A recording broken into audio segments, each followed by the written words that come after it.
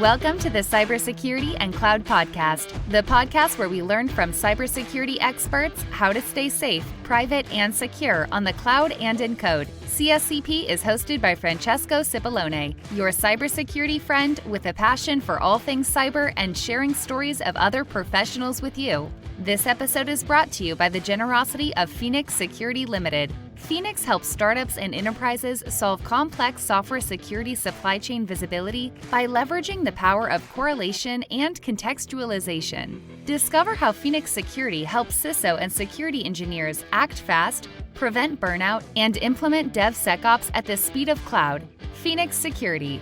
Correlate, contextualize, and act on risk with one click. Let's dive in.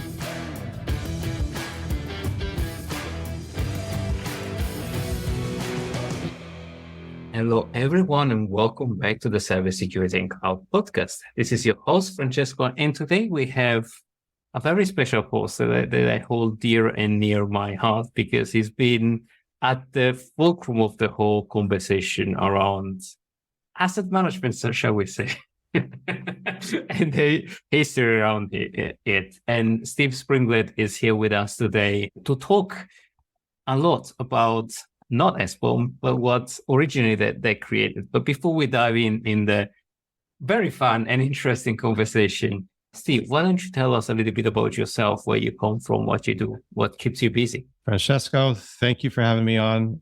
It's a pleasure to be here.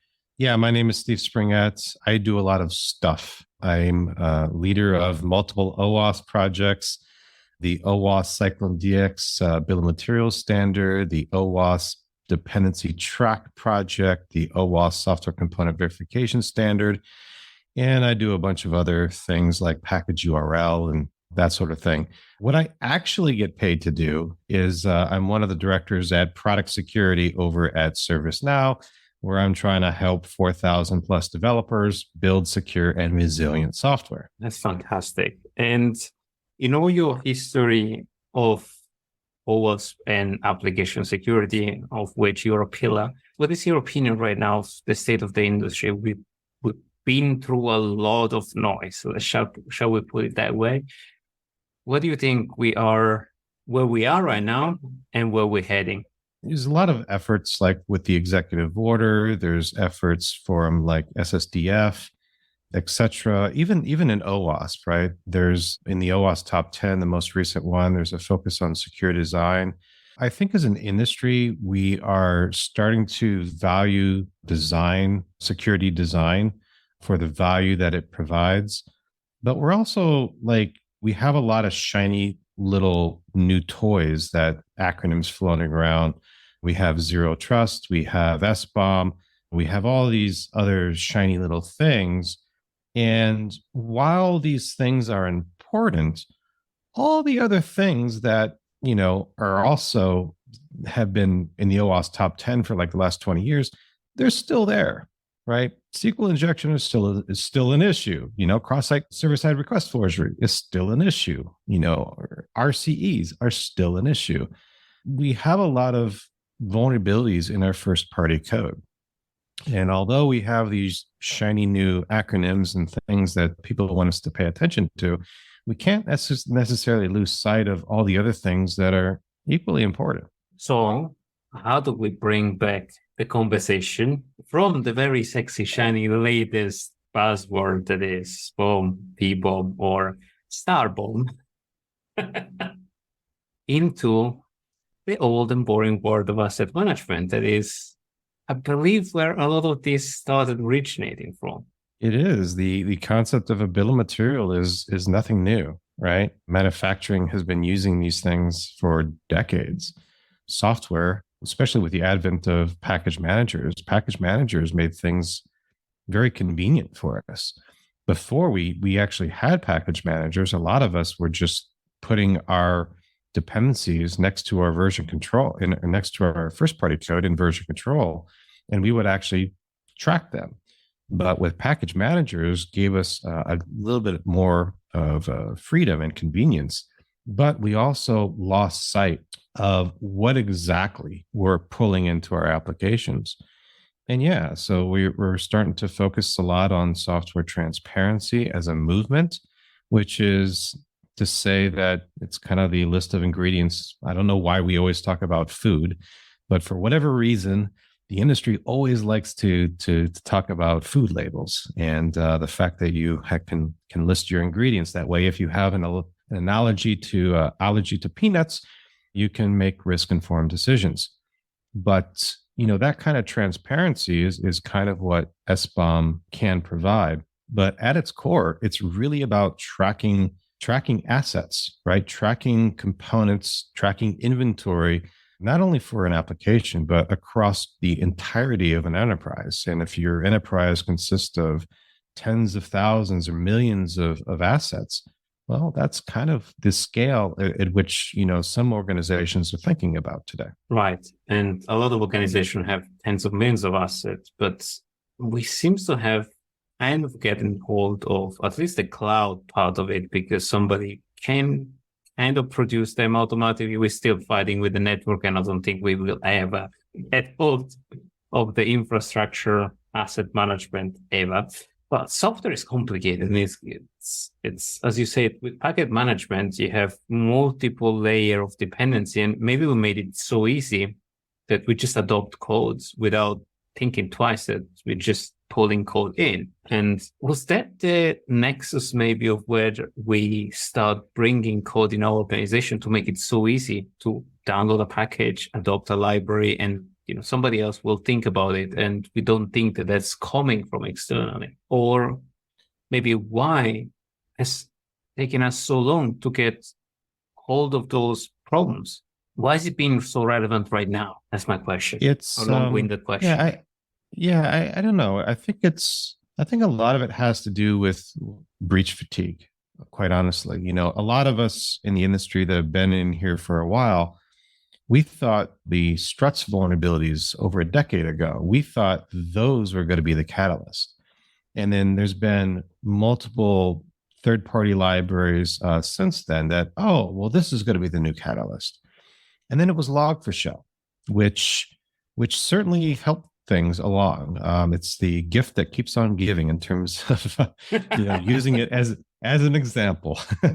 But it's about time, because when we talk about procurement, and using a package manager is in fact procurement, you are getting other things from a different supplier. No, you're typically not paying for it, right? It's open source, but it actually is a procurement process. And when you think about procurement in the enterprise context, you have entire teams dedicated for vendor risk management and all of these other things that the organizations do for due diligence. And that's great. But then you have the wild west of package managers that nobody's really looking at for the most part.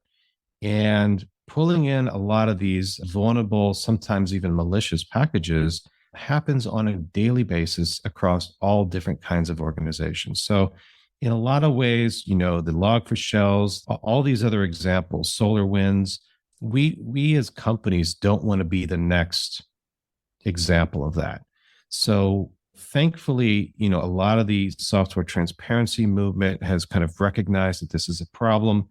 I think in general, it's a good thing, but the amount of power an individual developer has in a lot of organizations is extraordinary compared to procuring traditional commercial software. So I think this is kind of, trying to balance the scales, so to speak. No, you're absolutely right. And I think you made me think procurement is actually a very slow, for a reason process sometimes. And a lot of people are thinking, I would put in organizational risk, I would putting all our eggs in a basket.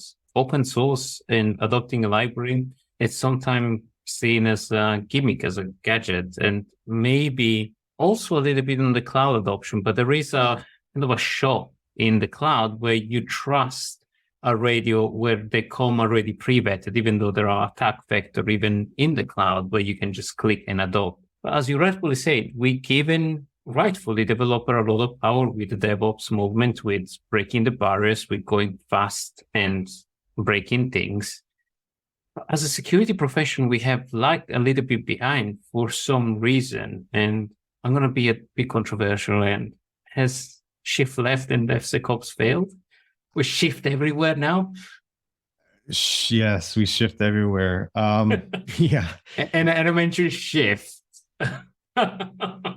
Yeah, no relation to the former company that was called Shift Left either. But yeah, I mean, I think there's just a lot of things that security teams need to be involved with. Sure, it's good to run things like static analysis and third-party component analysis, dynamic analysis, pen tests, all these things. But it's equally important to get the definition of done correct, get your threat model in place, and all these other more left of the SDLC type behaviors. So some folks in the industry are saying shift smart. And I think I'm starting to really buy into that, because not every single application is going to have the exact same risk profile, right? If I have a certain application that has low confidential data and the risk of compromise, even if it is kind of low, am I really going to spend a lot of time threat modeling this thing? Probably not, right? Because it doesn't introduce a lot of risk to the business. But for the things that do, yeah, I'm really going to take a really active look at not only the use cases, obviously the abuse cases, the data classifications, directional flow of data. I might even do an attack tree. That way I might know what things I might want to put in countermeasures in a stacked priority order based on maybe the expense of the adversary to pull off a certain compromise, right?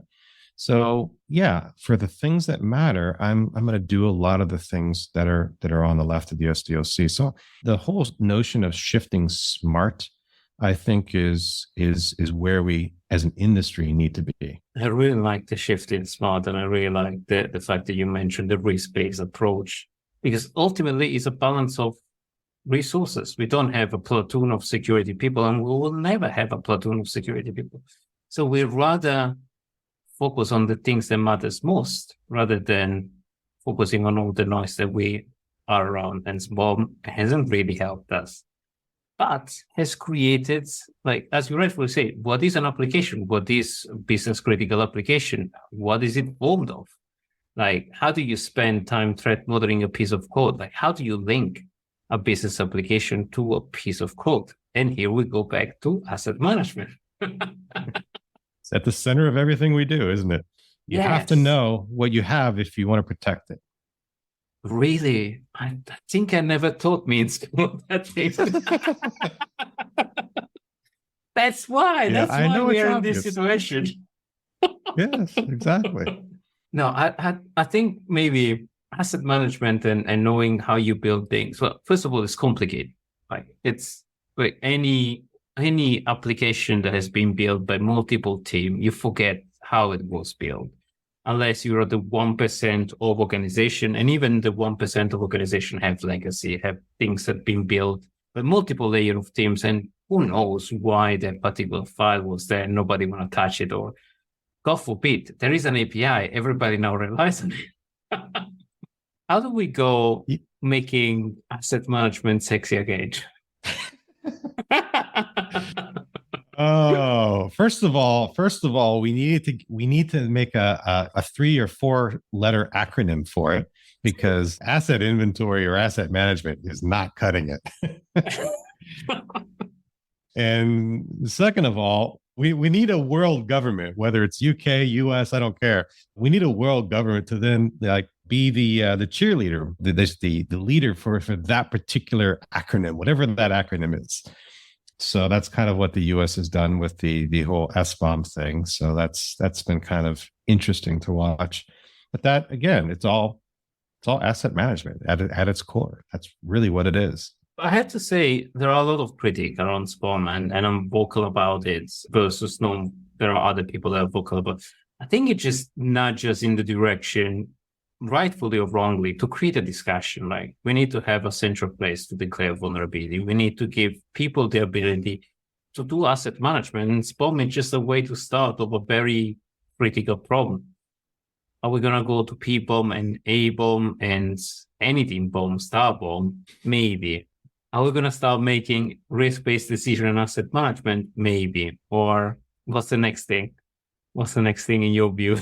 I don't know. So one, SBOM has a lot of utility, and obviously the critics are there, but SBOM is really useful. There was a blog post by Goldman Sachs that was put out, I don't know, a year or two ago, and it actually showed, like when Log4Shell was an issue, it actually showed they were able to find every occurrence of that vulnerable version of Log4j in their environment in like 5 minutes.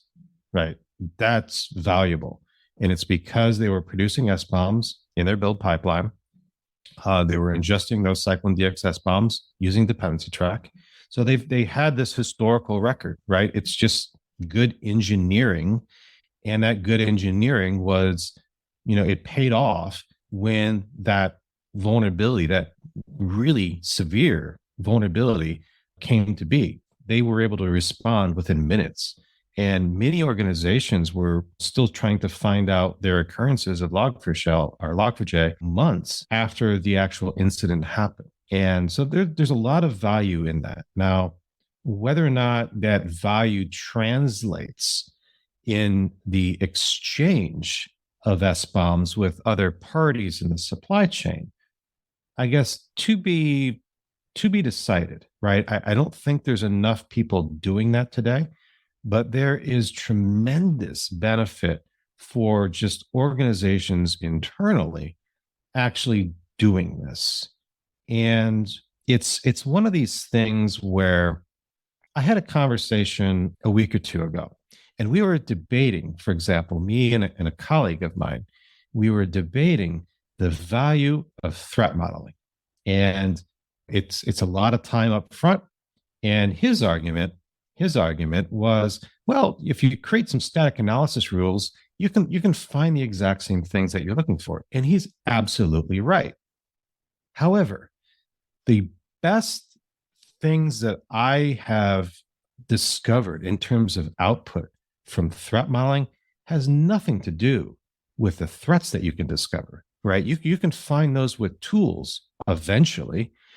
The biggest value I've ever found from threat modeling is knowledge sharing and culture change. They're priceless because it gets everybody thinking about what could possibly go wrong. And that's priceless. And I think SBOM has a very similar impact, right? It gets people into a best practice. It is transparent in that now they actually see what their inventory is. And now they can't necessarily claim that, oh, I didn't know I had this 12-year-old component in my software stack. That's interesting. Now that we know, we should probably fix it. So it's one of these behaviors that I think will lead to other good behaviors, kind of like threat modeling does. This episode is brought to you by the generosity of Phoenix Security Limited. Phoenix helps startups and enterprises solve complex software security supply chain visibility by leveraging the power of correlation and contextualization. Phoenix platform connects to your repositories, scanners, and cloud, correlates all the information, and provides you with a prioritized list of vulnerabilities that need to be addressed first. Discover how Phoenix Security helps CISOs and developers remove friction and maximize the use of DevSecOps professionals at phoenix.security. Phoenix Security, correlate, contextualize, and act on risk with one click. I really like your point that you're making, like the software maturity and the engineering. I think I have an opinion about it because a lot of organizations go really quickly, really fast, and it's really difficult to put those architectural framework at the beginning when everything is on fire. You have to jump on everything. You have to go to market. We both been in startups, and I am still of my own sake. I know what burning things, like you need to throw a feature tomorrow and then it becomes part of the code and forget about it, putting good engineering practice. There is like the risk level of dying tomorrow is so much more present that everything else take a shade. But we forget that a lot of those companies become the 1% of the company, and it's really difficult to bolt on good engineering practice unless there is regulation. And that's, I think, where a lot of, I have a love and hate of regulation, but I think it really steers an industry into doing what's right. Because as a business, unless there is somebody forcing me to do it, right, and unless I'm enlightened, I'm not going to do it because I want to make money. As a business, I want to make money. I don't want to make good things unless, again, I'm enlightened, but there are very few. What do you think? Yeah, I think it's one of these things where the software industry as a whole has benefited from moving faster and faster. And when you do that, there's certain other risks that you have to take on. When we moved from waterfall to agile, I mean, we took on risk. And because at least with waterfall, you could actually start to identify what could potentially go wrong. And with agile, you don't necessarily have that same ability. And you're constantly, in an agile team, you're constantly being pressed for feature, instead of that thing that, oh, you just discovered this in this future iteration that, oh, this thing that's wrong now, but then it's deprioritized with some of the other things. So as an industry, I think we are starting to wake up to some of our decisions that we've collectively made. And I think they're the right decisions, right? They allowed our companies to be more competitive, which is good. But that also brought risk. That brought risk, though. And I think regulation is probably, if done properly, is probably the right thing to do, given the fact that, I think most organizations, we simply want guardrails, right? We don't necessarily want to be told exactly what we need to do, why, and when. We need the guardrails in place, right? And that's really, I think, the extent of the regulation that we need. And with the right framework, I think it could lead to some really positive behaviors. And those positive behaviors could then be commercialized by the vendors that are actually doing the right thing. Because, since security is now a board level discussion, it's now a trait. It's now a sellable thing, right? You can actually, as a competitive advantage, security is one of those things. So if you wanted to be the most trusted provider of X, well, that's part of the buying decision now, which I think is a good thing.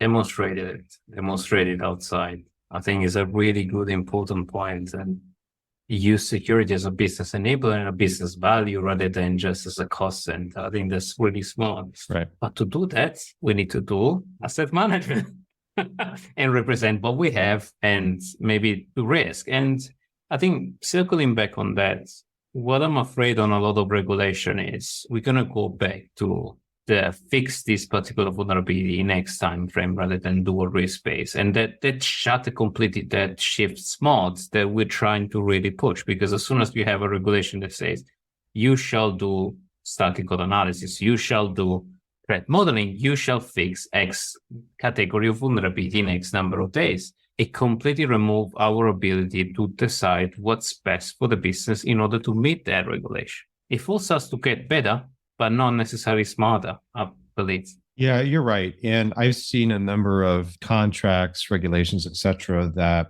as an example, will require use of the NVD and will require third-party components with a certain CVSS score to be mitigated, which it's not a really good use of time, right? CVSS does not communicate risk. It communicates severity. And with all of the data that's available from vendors, I'm not going to mention any vendor names, but whether it's SCA or IAST vendors, there's a lot of data out there that suggests upwards of around 90% of all vulnerable third-party components are not exploitable in the context of the application they're running on. So if you have contracts and regulations that require you to fix all this stuff with CVSS scores that has nothing to do with risk, you are wasting a ton of cycles on things that you could actually be doing that would reduce risk. So yeah, that's not a smart move in my opinion. And I think we should, when those types of things come up, we should probably push back, right? Because as businesses, I think it's in our best interest to focus on the things that actually matter to us and to our customers. No, totally. You're doing the spiel for me.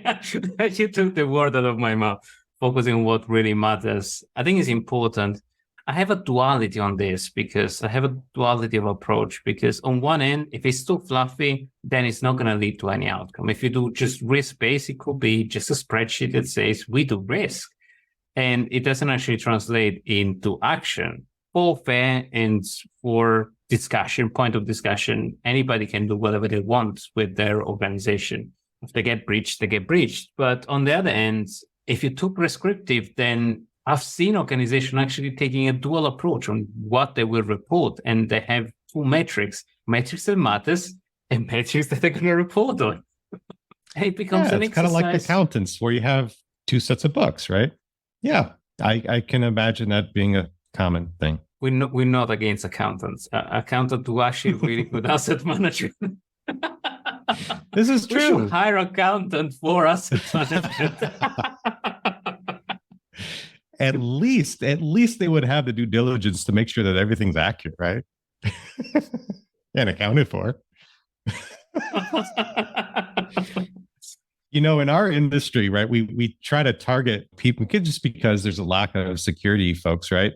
We try to target things that, whether they're music majors because they're creative, maybe they are art history majors because they like to get to the ground truth of something, right? That kind of personality trait is really great for security. And maybe we have something with accountants. maybe we should target accounting schools. I think old school software engineering is absolutely boring. It's a lot of lists, like nothing against boring, like boring gets you bridges that last.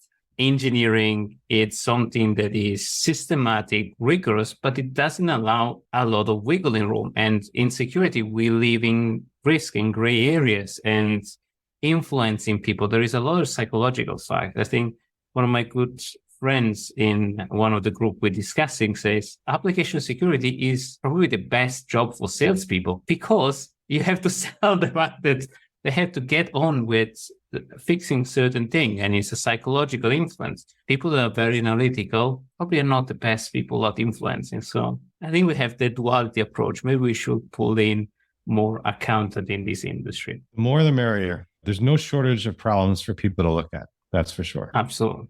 But before we close, I want to mention, we mentioned a lot of OWASP open source projects that you contribute, and we haven't dived in on what they actually are. Can you give us an overview of probably a couple of the flagship projects that you chair and contribute in and created? Sure. So the OWASP Dependency Track project is now 10 years old. It was started in 2013. It was my early speaking things in 2013, 2014. I was actually talking about Dependency Track as an asset management application for your components. And now we refer to it as an SBOM platform. That's basically what it is. It's 10 years old now. It's used by tens of thousands of organizations and government agencies. It allows them to ingest bill of materials, including software bill of materials, SaaS-BOM, so software as a service bill of materials, hardware bill of materials, et cetera, into Dependency Track, and Dependency Track will analyze them and do all kinds of really great things. So that's a flagship project that I lead.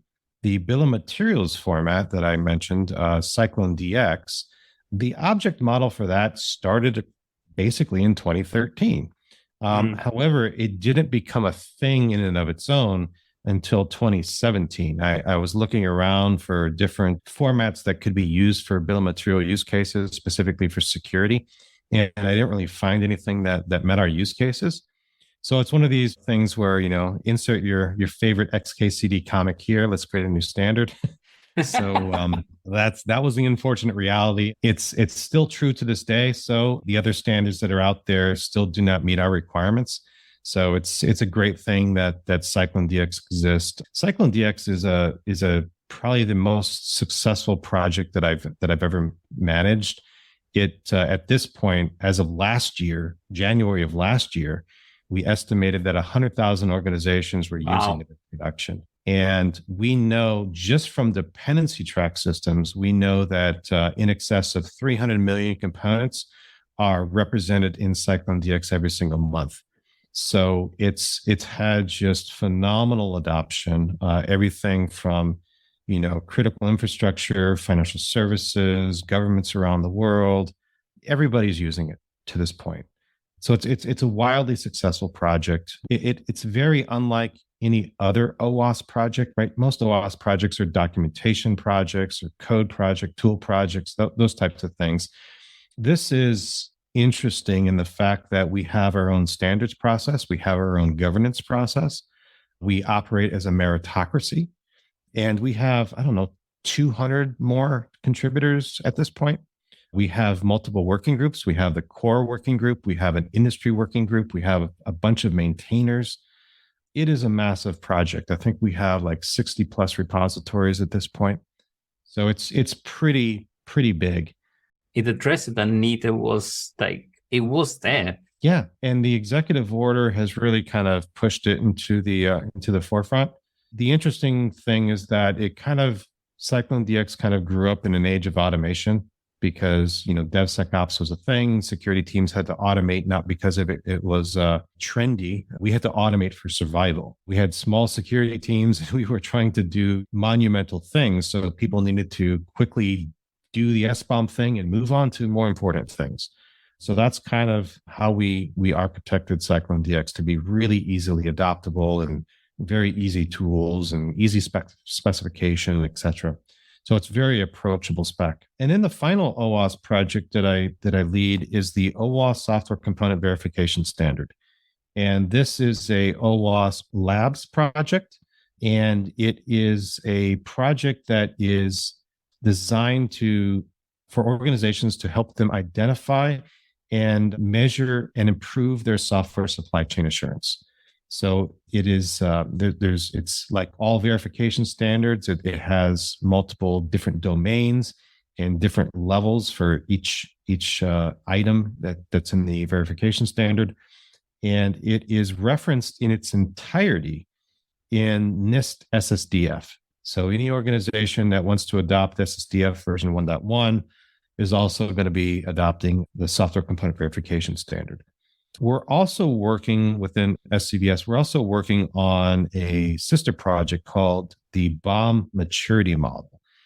And this is really a project which is a complete taxonomy of every possible data element that you could ever put in a bill of material, along with identifiers and descriptions and the level of difficulty for this. And then that way, you can start creating new breeds of tools. For example, if I get a bill of material from maybe a supplier and it doesn't have the data that I need to perform vulnerability analysis, I don't know that. And I run my scan and I see, no vulnerabilities. Well, it didn't have the data for me to perform that. Exactly. It didn't have the data that I needed for my role and the type of analysis that I care about.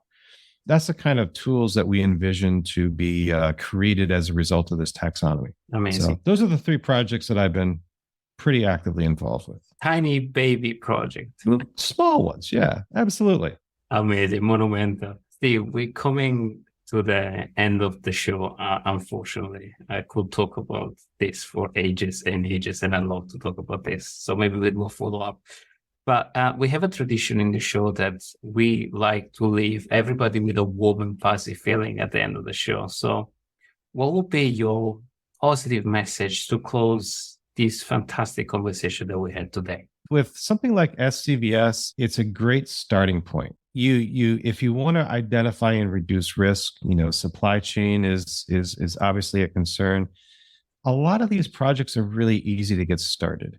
My, advice would be to reach out to the OWASP community. OWASP is just in a really amazing community. There's 20,000 active participants on the Slack workspace. There's over 1,000, I think, on Cyclone DX. we have amazing communities and people are always eager to help. So if you wanted to dive into any of these things, the OWASP community is really special. It holds a pretty close place in my heart. So it's a great place to get started. Just know that your organization, you're not alone, right? Every other person, every other organization, we're all in the same journey. We're all trying to figure it out together. And the OWASP community is special in that people like to help others out. So I would encourage other folks to join and just know that you're not alone in some of these journeys. Fantastic. Thank you very much, Steve, for all the contribution. Massive admiration. And the adoption shows that this is a problem that we need solving, fixing. And luckily enough, we have the open source community that got the security organization and the security projects so much far off. Like if I can think about any security vulnerability scanner or any security open source project that are out there, any organization maybe have 2 or 3 or 10 or all the full stack available. It's for free. So I think that OWASP have made a massive dent in that and has led the charge in there. But also, where can people find more about the various projects and what you write as well? Where can they find more about you? Yeah, absolutely. So Dependency Track can be found at dependencytrack.org. Cyclone DX is cyclonedx.org. And SCVS is scvs.owasp.org. And you can find me on Twitter, you can find me on Mastodon, and you can find me on the OWASP and Cyclone DX Slack channels as Springett. Right, and I'd like to thank you so much for coming on the show. This was a fantastic conversation, and hopefully we get more of your time and we can dive in the fantastic world of asset management in software. Like wonderful adventure. Absolutely, Francesco. Thank you very much, Steve, for coming. Absolutely. Well, thanks for having me on. Everybody, stay safe out there and maybe hire an accountant that is so eager to help you using the SBOM that you so dramatically need. I hope this was informational, and as always, stay safe out there. This is your host, Francesco. Thank you very much for listening. Goodbye.